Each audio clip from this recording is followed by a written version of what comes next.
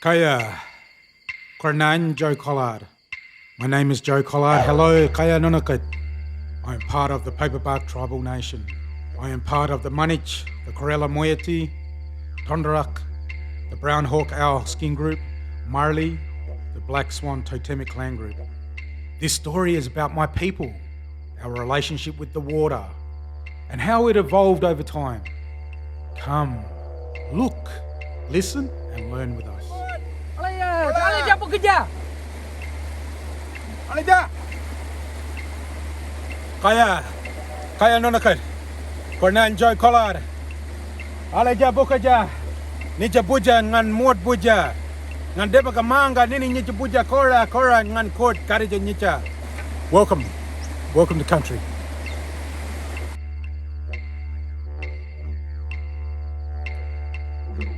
Water, nature, land, air, fire, and sky. They're all connected. Water is just one element, one part of that connectiveness that we as Aboriginal people have to our country, our budja, our land. We call the river the Bilya. We are the Bilya people.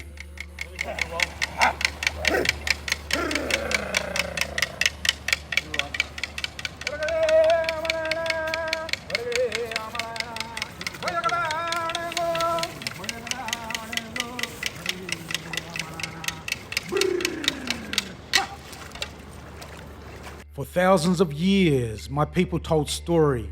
We sat around the fire, particularly our old people, and they told our young ones about the land, the country, the water, the waterways.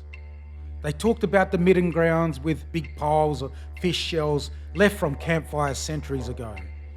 These midden grounds are all around the world.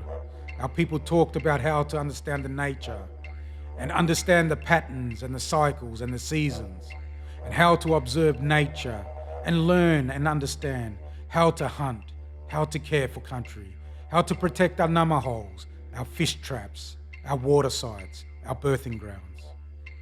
Our birthing grounds were done where there was water to look after the mothers that were giving birth. We never had books, we never had libraries, we didn't have the internet. So information was given to the different tribes, the different skin groups, the different clan groups, and they held knowledge. If we had a story to tell, like a Dreamtime story, each clan group had a segment of that story, and it crisscrossed right across Australia.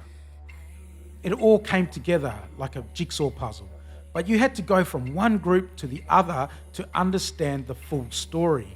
These stories are called songlines or Dreamtime stories, and they give our people a sense of belonging, understanding, and ownership.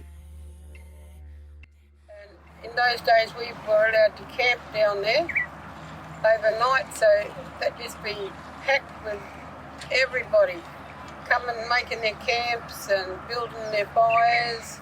The elders tell us stories of huge gatherings held in South Yonderup, attended by tribes from all across Australia. These were times of trading and of the intermarriages, as well as time of teaching and sharing knowledge around the campfire. They remembered the birthing grounds in Boddington, the swimming grounds in the Murray River, and how the Hotham River used to be a trade route. They also tell us about the marrons and the Djilgis, how they were used to be caught, the yellowtail fish and the crabs. They share with us the techniques they used.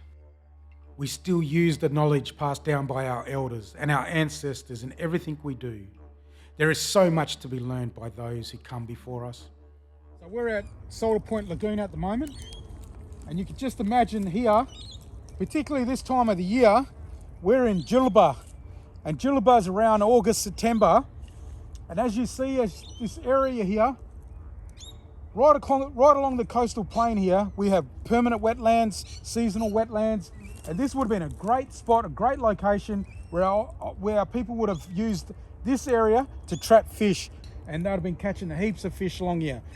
Brim, mullet, all sorts. You can just imagine, man, it would have been awesome.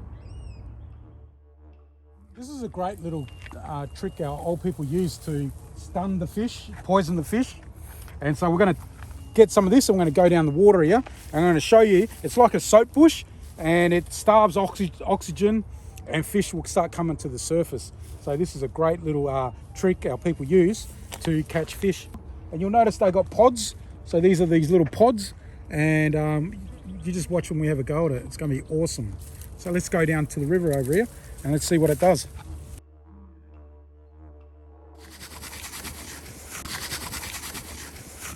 This is a soap bush here, as you see there. It's beautiful. See how it's getting all that on the hand there? But this actually helps to starve the fish. Our people would use this.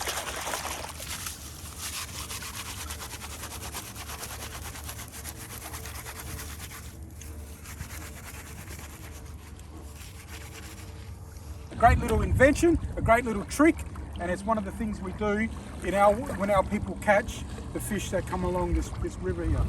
Look at the views, guys. Look how beautiful. Nala puja, nanjur wang nandita, nan mod puja, nan kora puja, nala puja, nala kalakab. But our relationship with water has changed due to many different factors. This includes access and colonisation. On the Swan coastal plain, which is an area much larger than just the Swan River, it's estimated that 70 to 80% of the original vegetation, the wetland vegetation, was removed. If we imagine the vegetation as it used to be originally, it was probably full of species such as Melaleuca scrub, fringing woodlands, the flooded glum, the paperbark, the tea tree, for example. And this was very important for the Bibbulmun people that lived here because this area was full of saltwater paperbark and swamp sheoak, Christmas trees, and kojung. The few remaining indigenous species, vegetation species, that we do have in the Perth Swan area is all planted species that have been replanted after settlement. Even though there are lots of changes done and modifications done to the Swan River estuary, the diversity of the fisheries in this area hasn't changed. What has changed is the amount of fish available. The Aboriginal people's relationship with water may have changed, but it will forever be a strong part of our culture. We will always be the Bilia people.